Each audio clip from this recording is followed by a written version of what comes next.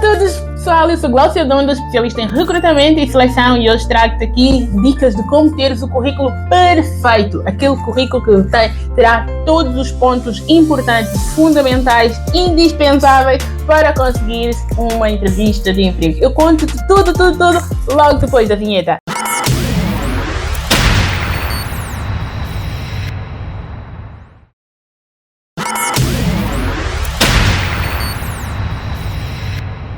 Antes que eu te conte tudo sobre o currículo perfeito, por favor, subscreve-te no canal se ainda não estás subscrito, comenta, partilha e ajuda o nosso canal a crescer para ajudar mais pessoas a saírem do Open to Work, para saírem do desemprego e encontrarem finalmente boas oportunidades de emprego, conseguirem fazer a transição de carreira.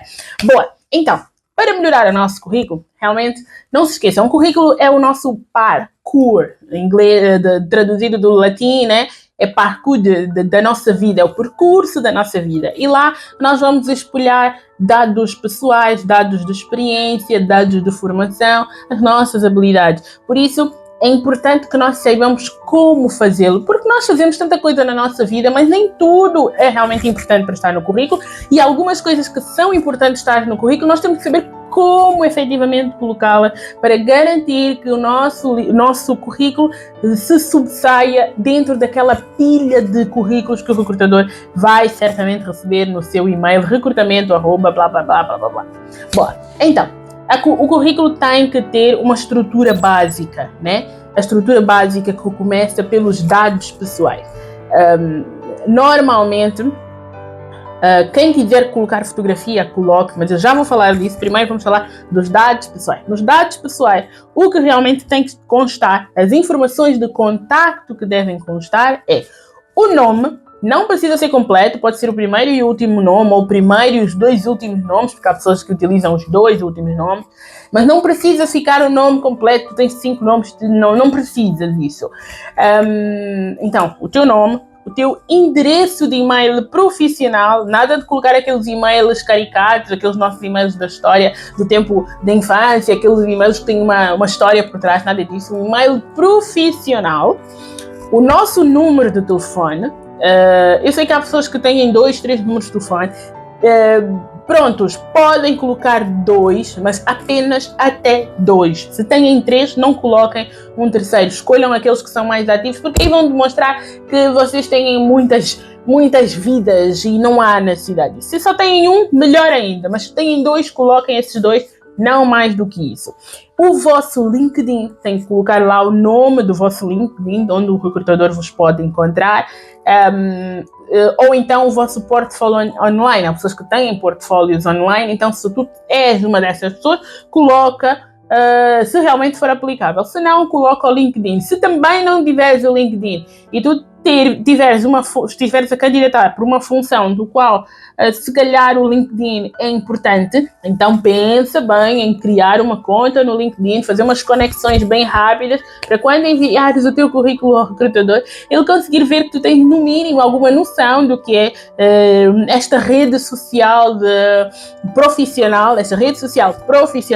que tem se destacado imenso no mercado de trabalho. Hoje em dia, muitos recrutadores mesmo fazem recrutamento a partir do LinkedIn, então é importante tu mostrar no mínimo que estás atualizado. Então, só por isso é importante colocar. E para a estrutura básica do contacto, é isso. Agora, antes mesmo de tudo isso, ou do lado, aí já depende de como tu vais colocar, é extremamente importante tu colocares função pretendida. Não faças um currículo onde só colocas as tuas informações, mas não colocas a função. Eu não tenho que adivinhar qual é a função que tu estás a candidatar. Se imagina que tu até és uma pessoa que tem muitas experiências de trabalho. Ok, tens muita experiência de trabalho, mas qual é a candidatura? Para que vaga tu estás a candidatar? É importante que tu próprio determinas qual é a vaga que tu queres te candidatar, qual é a função que tu estás disposto a fazer. Então isso tem que ser mesmo logo a primeira coisa que o recrutador vai ver no teu currículo. Qual é a função que tu vais candidatar? E essa função é a única palavra ou a única expressão que no teu currículo tem que estar em letras garrafais. Não é exagerar, não ponham tipo 40, não. Mas ponham, se o resto do texto vai estar tamanho 12, então a função pretendida tem que estar a 16. porque o teu nome vai estar a 14. Então sigam esta ordem, 12, 14, 16, para garantir que o recrutador olhe para o que realmente é importante. Depois disto, da estrutura básica dos teus dados pessoais e da função pretendida, é importante estar escrito o teu resumo profissional. O resumo profissional, malta, é ali onde tu vais fazer a tua venda pessoal. É como se fosse, é o resumo de um trabalho. É ali onde tu, em 3, 4 linhas, num único parágrafo, tu vais conseguir resumir quais são as tuas principais qualificações, os anos de experiência, quais aquelas atividades que tu realmente sabes fazer bem e os objetivos profissionais a partir daqui. Em 4 páginas, em 4 linhas, tu tens que conseguir dizer tudo isso. Esse ficaria o resumo profissional. E olha, uma dica muito importante. Eu digo sempre, há um livro de James Reed que ele ensinou-me, a mim e a várias pessoas, que o nosso currículo para vender só tem 7 segundos. Não mais do que 7 segundos. Se você não vender o teu currículo em 7 segundos, então o teu currículo vai para aquela pilha de currículos que não vai ser lido. E para conseguires que, quando o recrutador faz essa leitura de 7 segundos no teu currículo, ele vai olhar 2 coisas básicas e uma terceira, que é a função pretendida, o resumo profissional e as tuas habilidades. Só depois é que ele vai decidir se quer ler as tuas experiências, as tarefas que desempenhaste em cada função, durante quanto tempo e a formação que tu fizeste, os cursos que tiveste e tudo mais. Só depois dele ter certeza que o resumo o encantou, a função pretendida lá está e as habilidades são boas, é que ele vai ler. Então prestem atenção, esses 3 pontos têm que estar realmente fenomenais para teres um currículo perfeito.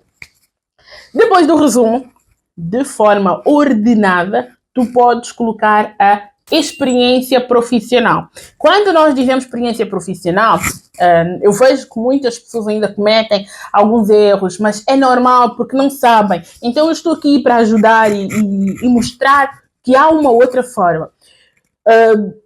Na lista de experiências de trabalho, imagina que tu tens 5 experiências de trabalho. Então, nessa lista, tu deves colocar em ordem cronológica da mais recente à mais antiga.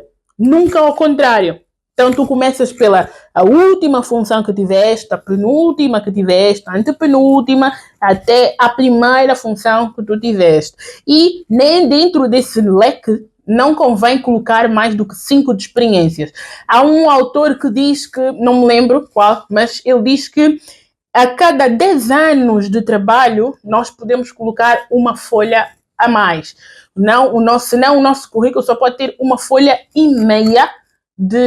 do conteúdo. Não pode ser 2 folhas, não. Apenas 1,5 folha de conteúdo. A não ser que tu já sejas uma pessoa que tens 30 anos de experiência, que passaste por várias experiências, e aí sim listar as experiências de trabalho que coadunam, que têm a ver com a função que te estás a candidatar agora. Se tu estás em transição de carreira, aí sim justifica que tu coloques todas as experiências de trabalho que tu tens, mas no resumo é onde tu vais mostrar as tuas habilidades, as tuas valências em estar a te candidatar por uma vaga da qual tu não tens muita experiência de trabalho. Então prestem atenção, listar as experiências de ordem cronológica inversa, do mais recente à mais antiga. Depois, na linha de cada uma das experiências que tu vais escrever no currículo, tu colocas o nome da empresa, a localização, o cargo que tiveste e as datas de emprego. Não precisas colocar mês e ano, basta colocar o ano. Mas se tu sentires que, olha, não, só trabalhei 6 meses, trabalhaste menos de 1 ano, então aí convém tu dizeres que foi do mês de janeiro até ao mês de julho, por exemplo. E se colocares nenhuma, então tens que colocar em todas. Temos que ter aí uma uniformidade. Se for para colocar mês e ano numa das experiências de trabalho, então deves colocar em todas as experiências. Se for colocar apenas ano, então deves colocar apenas ano em todas, para ter aqui uma certa conformidade naquilo que estamos a fazer. Outra dica é descrever dentro da formação, da experiência de trabalho, descrever as tuas responsabilidades, todas elas. Tentem não colocar mais do que 5, dependendo do número de experiências que vocês tenham, mas não coloquem mais do que 5 responsabilidades. Mas daquelas 5 que vocês colocarem, escrevam frases que façam o recrutador entender o que é que realmente fazia. E, se possível, ali mesmo vocês conseguirem justificar dizendo, olha, por exemplo, tentar justificar que vocês foram capazes de fazer alguma coisa. Por exemplo, aumentei as vendas em 20% em menos de 6 meses fazendo esta tarefa. Aí vocês já estão a dar 2 informações numa frase só. Se não puderem de forma quantitativa, apenas digam: analisei relatórios, trabalhei no caixa, realizei esta atividade na plataforma Y, recolhi dados da forma. Pronto, coloquem sempre dessa forma e não escrevam: eu trabalhei naquele sítio, eu analisei. Não, basta dizer: analisei, revisei, geri, organizei, supervisionei. Nada de muito diretamente pessoal, nada a ver. Para as experiências de trabalho, para a experiência profissional, isto basta que esteja. Estas são as regras que te vão ajudar a fazer um currículo, a preparar um currículo que realmente vale a pena. Depois temos a secção da educação. Na secção da educação, é importante que tu incluas também, da mesma forma como na profissão, é colocar de forma inversa. Imagina que tu fizeste licenciatura, mestrado e doutoramento. Então, tu deves começar pelo doutoramento, mestrado e licenciatura, pela ordem inversa do trabalho, ou da educação. Coloca da mesma forma, que é o nome da instituição, as datas e o título obtido. No caso, seria licenciatura em marketing digital na escola X, na Universidade X, do ano 2013 a 2017, por exemplo.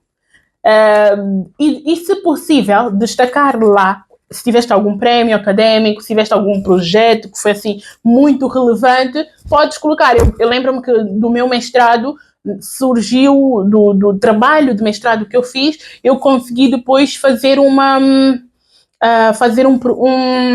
escrever um artigo com o meu orientador. Escrevemos um artigo, depois de terminar o meu mestrado, ter nota e tudo mais. Alguns meses depois publicámos um artigo nas jornadas espanholas de educação, qualquer coisa assim que agora já não me lembro. Mas foi um artigo e que aquilo é relevante para o recrutador. Talvez, na altura, eu não coloco, até hoje não coloco, mas se vocês acharem ser importante, vocês podem colocar. É um prémio que vale a pena colocar.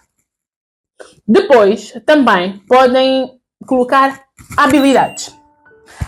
As habilidades e competências, há pessoas que confundem muito habilidades e competências e habilidades, assim. Para não confundir, vocês podem simplesmente colocar competências e depois, dentro das competências, vocês têm habilidades técnicas, habilidades comportamentais.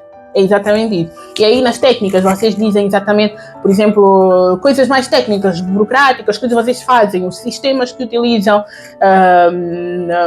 se calhar o Microsoft, se calhar algum aplicativo de trabalho, algum aplicativo de gestão de tempo, ou qualquer tipo de aplicativo informático, técnico que vocês usem, qualquer máquina, qualquer coisa que vocês utilizem, que trabalhem efetivamente, vocês colocam como habilidades técnicas. Depois tem as habilidades interpessoais, que são aí já o trabalho em equipa, a aprendizagem contínua, uma série deles que vocês podem ter, e aí vocês incluem também aí nas habilidades interpessoais.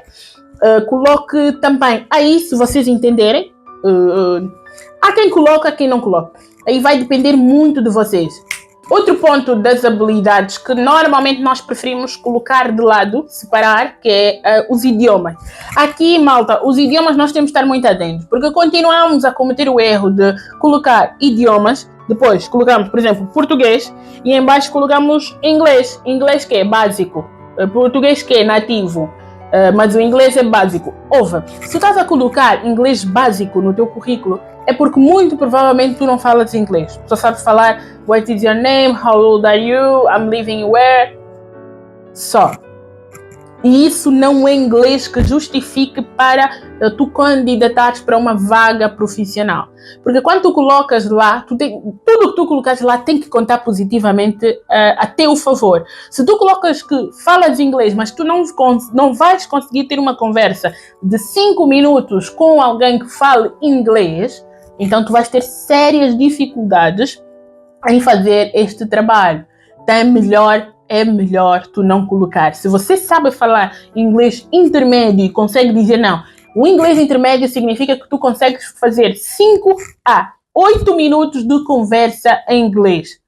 Tu vais conseguir. E sim, tu faz todo o sentido tu colocar no teu currículo inglês intermédio. Agora, colocar inglês, noções básicas ou inglês básico, é preferível não colocares, porque o recrutador já está consciente que essa pessoa não sabe falar inglês, mas como sabe que é uma obrigação, é uma responsabilidade em muitos aspectos a pessoa falar inglês, então o que é que ele faz? Ele simplesmente coloca inglês para depois deixar que o recrutador decida. É melhor não, porque pode acontecer do recrutador fazer 2, 3 perguntas em inglês e tu ficares prejudicado por conta disso. Então é melhor não colocar inglês. Se tiveres outras línguas das quais tu comentas, tu consegues conversar pelo menos 5 minutos, força. Pensem sempre isso. Será que eu consigo falar 5 minutos nessa língua estrangeira? Será que eu consigo falar 5 minutos em francês? Será que eu consigo falar 5 minutos em alemão? Será que eu consigo falar 5 minutos em qualquer outra língua? Tu aí paras para ver se consegue. Se consegues, coloca, vale a pena.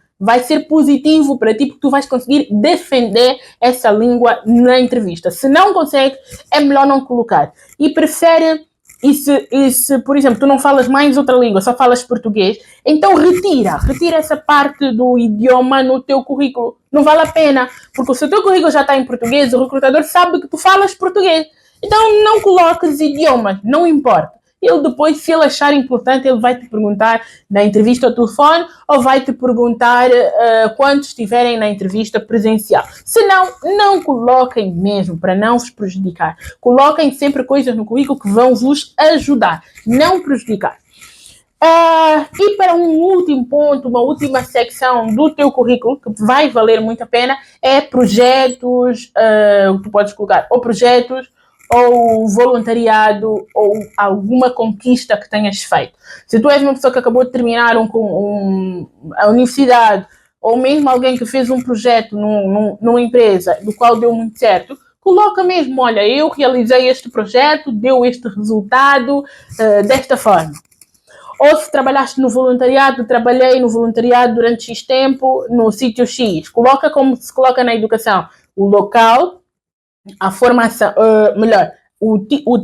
a tua função, né, como voluntário, se trabalhaste em que área, qual das áreas do voluntariado tu trabalhaste, qual foi a empresa, a agência ou o local onde trabalhaste, a igreja, a associação, onde foi, e as datas que trabalhaste. Coloca também dessa forma e vai ajudar o recrutador a perceber que tu tens algumas habilidades interpessoais que foram adquiridas durante aquele tempo que estiveste a trabalhar. Se, por exemplo, tu fores uma pessoa criativa e fizeste algum trabalho criativo, coloca lá. Se tiver um link dos teus trabalhos, podes colocar. Se não tiver o link, diz exatamente o que é que tu fizeste, que já vai contar muito, muito a teu favor na hora do recrutador olhar o teu currículo e pensar, se calhar vale a pena chamá-lo.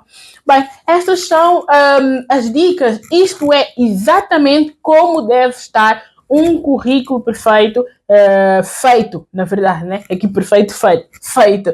É exatamente assim que o currículo tem que estar para garantir que o recrutador olhe para o teu currículo. Eu espero que tenhas apreciado as dicas que te dei aqui, que listei aqui. Se ainda tiveres dúvida, comenta aqui nos comentários. Se não, subscreve o nosso canal, partilha, comenta e ajuda-nos a crescer. Eu espero por ti no próximo vídeo.